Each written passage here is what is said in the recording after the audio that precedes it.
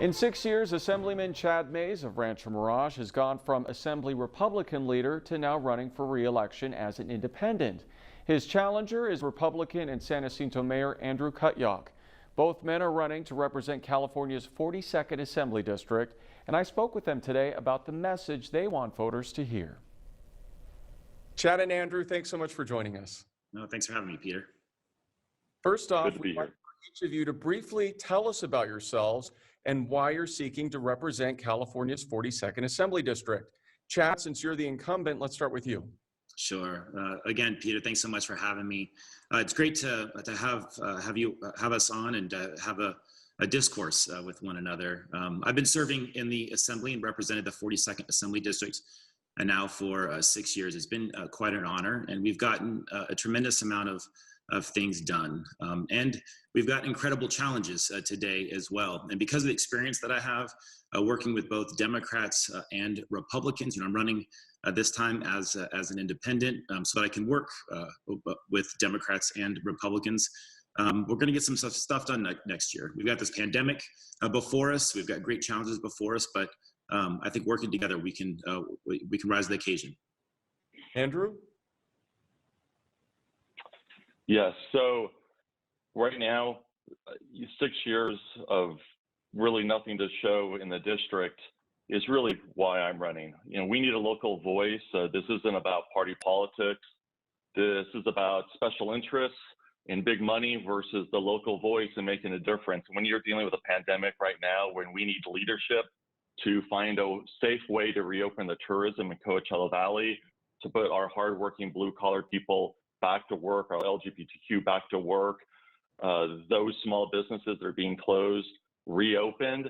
We need leadership that is striving to do that. And on top of that, in facing what may be a tough pandemic winter season, we should be backing up our stockpiles and everything else right now. We don't have that leadership. I'm that leadership. All right, moving on. What are the top 3 issues affecting the Coachella Valley? And if elected, how do you plan to address those issues? Chad.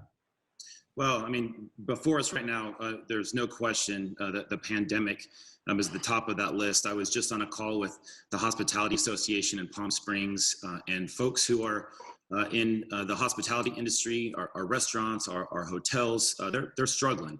There's no 2 ways about that. And we've got to get through this pandemic. But at the same time, we've got folks who are scared. We've got folks who believe that this COVID, this coronavirus is a severe threat to their health. And so it's both economics and it is public health at the same time. So that's one. We also have to get rid of, we got to deal with this Salton Sea issue.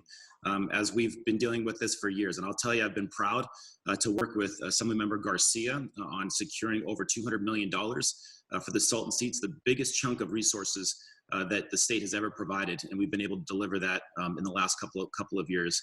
Also, we've got a homelessness issue, and I'm very thankful working with leaders in the city of Palm Springs. We're able to secure $10 million to be able to focus specifically on homelessness. And if I can add a fourth, we also have Cal State Palm Deserts, the campus of San Bernardino. We want that to be a full independent campus.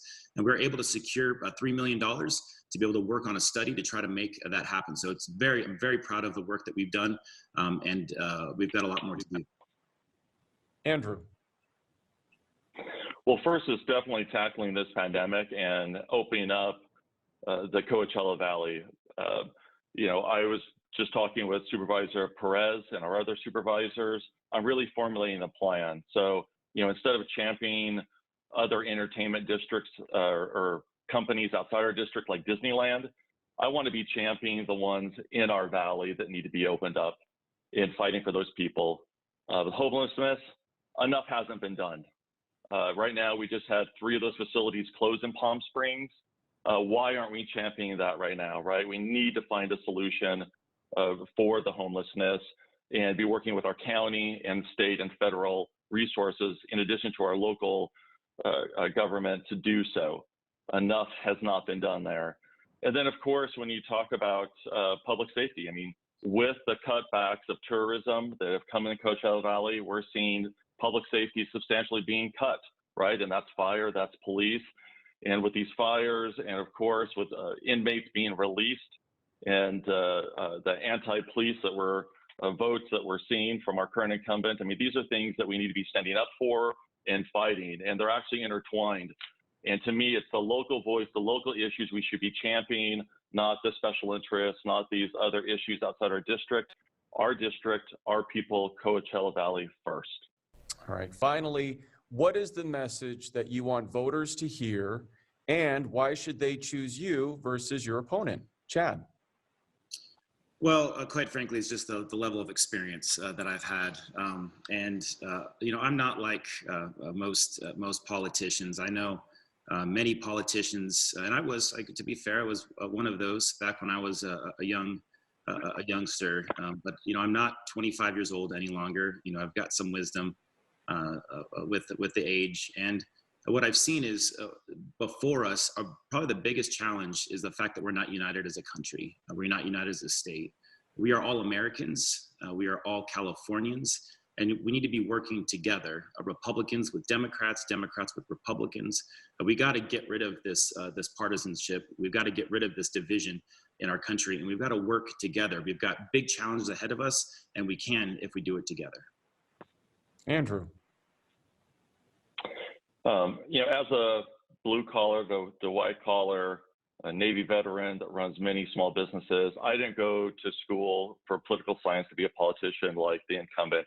I went to school to be a businessman and to find a way to create jobs, which I've created hundreds of jobs, and to give back to the community, which we do thousands and thousands of dollars every year out to the community.